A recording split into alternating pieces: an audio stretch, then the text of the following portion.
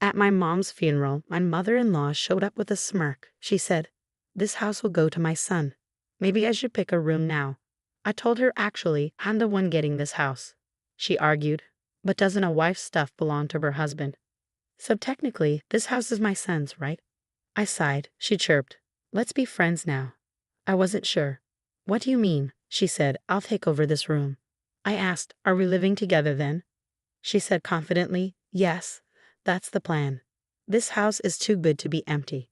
I was still mourning, but my mother-in-law acted like nothing was wrong. "Why bring this up now? Can't you see I'm sad? This house is full of memories. It was built by my dad and cherished by my mom. I don't want my mother-in-law here, and my husband is letting it happen." To protect my beloved home, I took action before we moved in. I'm 42, work in an office, and thought I'd miss my chance at marriage. Then I met Michael, 4 years younger, through a friend, and we tied the knot. He's caring and values my input. "Where shall we honeymoon? You mentioned Europe, right?" I asked, "But you said you liked the Maldives." "Let's go there," he suggested. "My mom needs to stay with us. Dad's not well, and she's struggling alone," he explained. "I get it, but didn't we agree not to live with parents?" "You're right, I'll talk to her." My husband always indulges my wishes, which sometimes makes me feel guilty. Finding a good partner is a blessing, but there's a lingering sadness. My dad passed away 3 years before I got married, so I couldn't share my wedding with him. He was a strict boss at a small business, and I looked up to him. Despite the company's size, he earned well, and we had a decent home where we held his funeral. Working in an office made me appreciate my dad even more. Then 2 years after our wedding, my mom also passed away. "Your mom too?" my husband asked, concerned. "Do you need a moment in the other room?" Funerals usually aren't held at home, but we did it for my mom. Throughout my mother's funeral, my husband was there for me, a constant support. I felt incredibly lucky to have him. Then my mother-in-law, Nancy, arrived. "I'm so sorry for your loss," she said. "Thank you," I replied. I hadn't spent much time with Nancy before, keeping a respectful distance, but during the funeral, I saw a different side of her. Afterward, Nancy approached me, which wasn't unusual, but her demeanor was strangely cheerful. "Thanks for your help during the funeral. It went smoothly because of you," she said. "Now that it's over, let's drop the formalities." I was surprised. At first, I thought she was being considerate, given my grief, but it soon became clear that wasn't her intention. "Your parents had such a lovely home," I said. "Hold on a sec." She boldly ventured further into the house. "Mom, this isn't a good time. Some areas are a bit messy," I protested. Unfazed, she announced, "Don't worry about the details. What matters is, this house will go to my son. Maybe I should pick a room." I hesitated. "Mom, actually, I'm the one inheriting this house." She smirked. "Your parents didn't have any other kids, right? And doesn't a wife's stuff belong to her husband? So technically this house is my son's, isn't it?" I sighed. "Is that really how it works?" She chirped. "Let's just get along from now on." I paused. "What do you mean by get along?" She confidently replied, "I mean, I'll take this room. You and Michael will move in later, won't you?" I asked, "So we'll be living together?"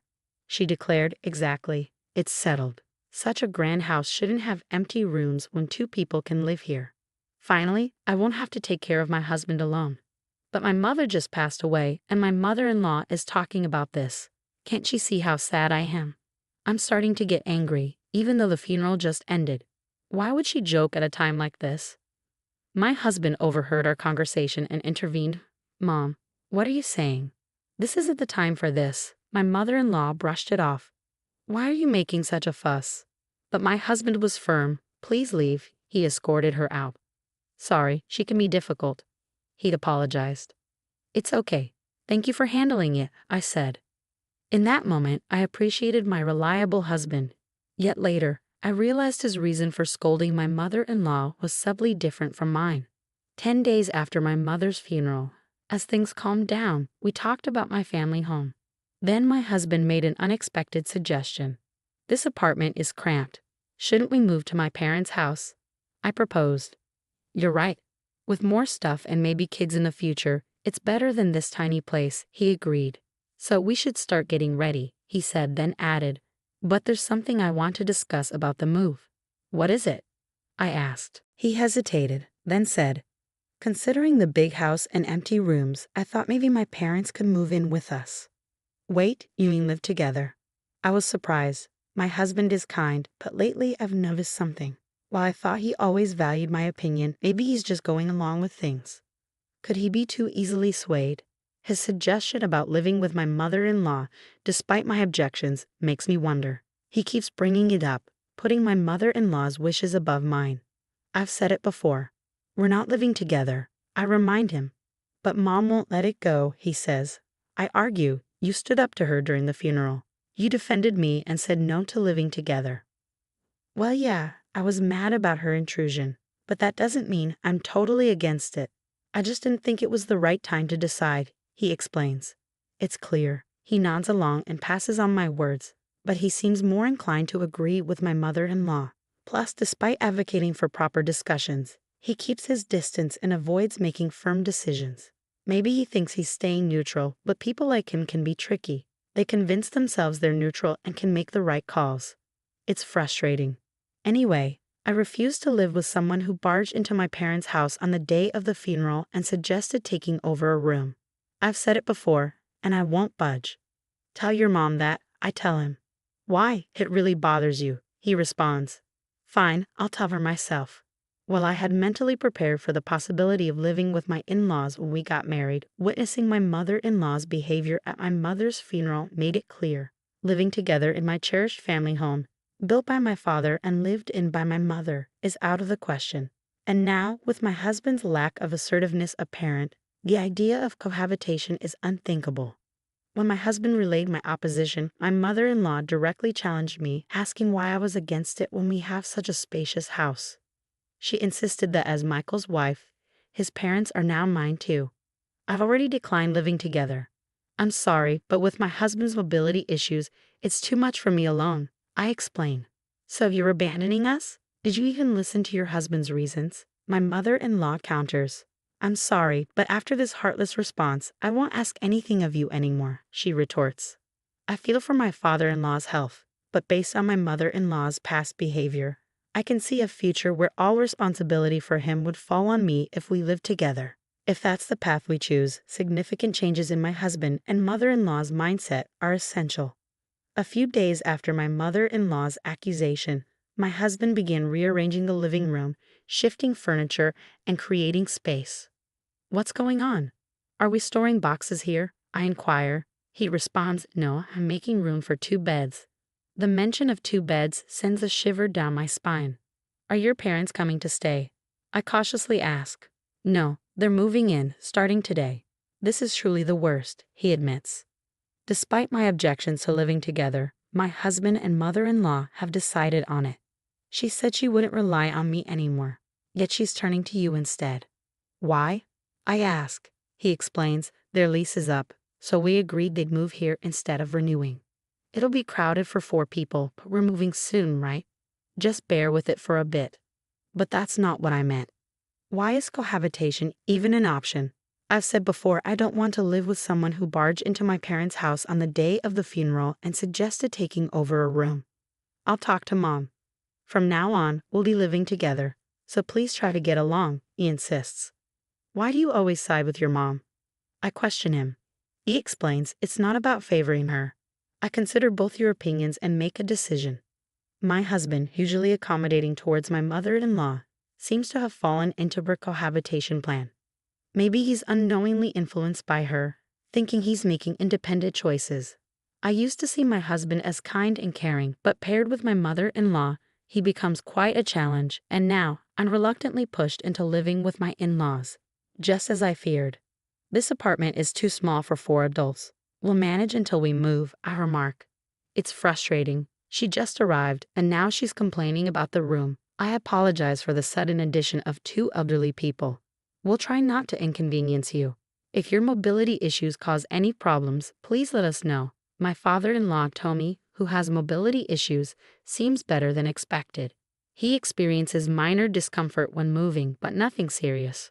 Was my mother-in-law genuinely struggling to care for him? He's polite and even offers to do things on his own. Unlike my mother-in-law, he doesn't seem troublesome, or so I thought. Is there a pharmacy nearby?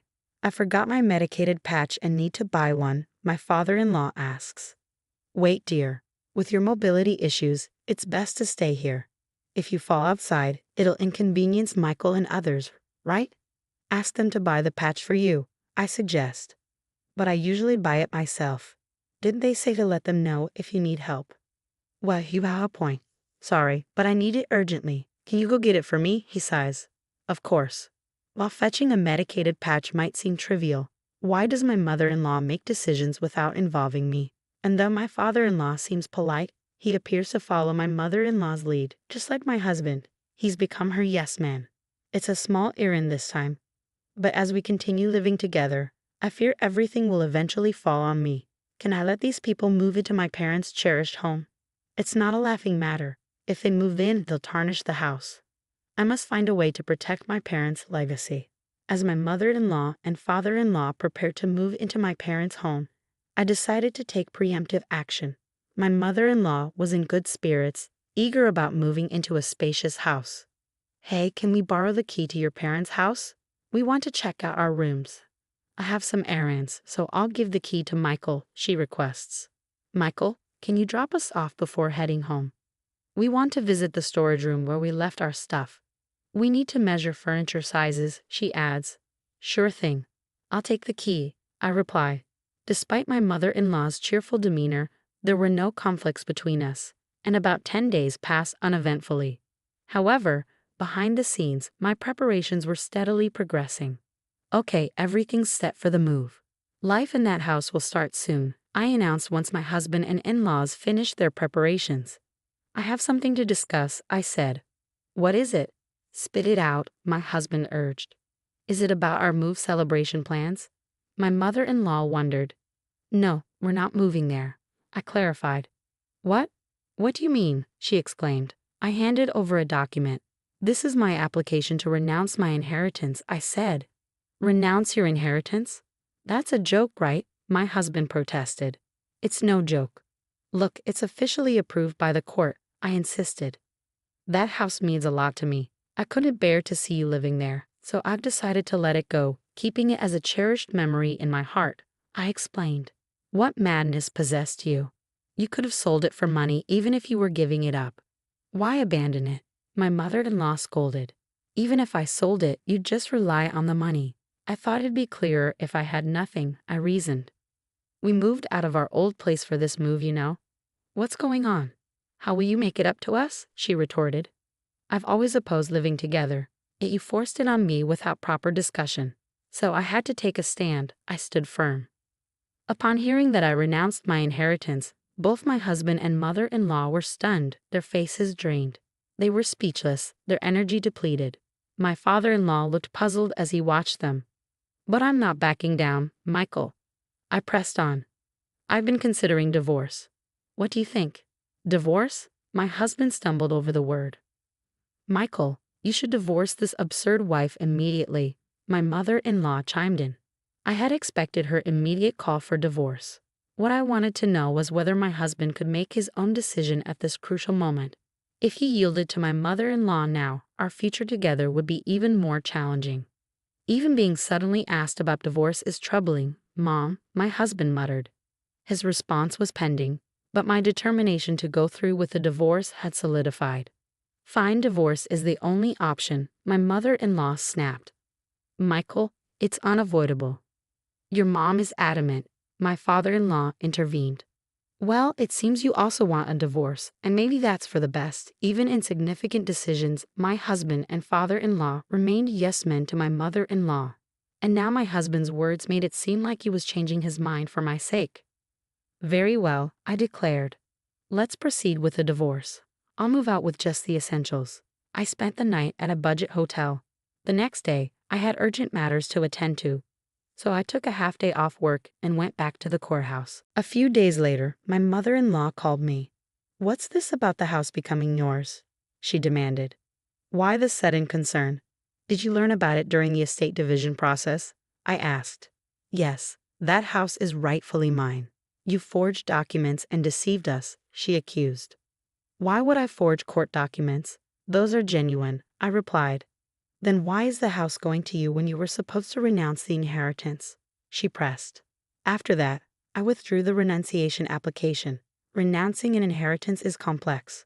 Once filed, it takes about a month to be accepted, during which it can be withdrawn. The documents I showed were from the application stage, not acceptance. I made you believe I had given up the house and mentioned divorce to see your reactions and plan my next steps. I hoped Michael would oppose divorce. But your mindset didn't change, I explained. So the house really becomes yours? Since it was acquired before the divorce, it's subject to property division, right? She inquired. In such cases, you two would split the proceeds from selling it. She tried to assert her claim. But I had prepared for this. If it were jointly acquired, it'd be shared property. But it's inherited, so it's exempt from division. Unfortunately, specific assets like this aren't eligible for division. I reiterated. Did you consult a lawyer when you found out the house would be mine? She asked. If Michael had paid off the house loan or covered renovation costs, those expenses might have been considered, but I assumed that didn't happen. I replied. What about the money Michael would get through property division? She pressed. We've only been married a short time, so there's not much.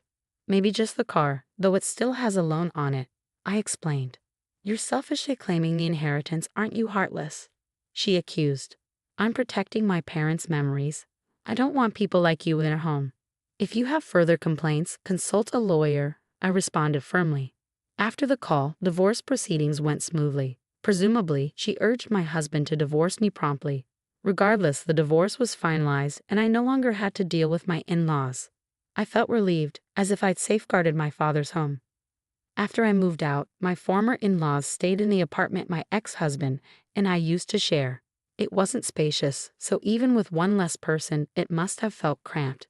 They explored other housing options, but faced challenges due to their age. Eventually, my ex-husband rented a smaller single-family home for them to live in together. Though smaller, it's still a house, so the rent is likely higher than for the apartment. He'll need to support them going forward. My ex-husband is in for a tough time. My former mother-in-law was excited about the large house my father left behind, but now she's settling for a smaller home. I imagine she's disappointed. As for me, I've started a new life in my parents' house. It feels comforting, as if they're still with me. If you enjoyed this story, consider subscribing to the channel. Until next time.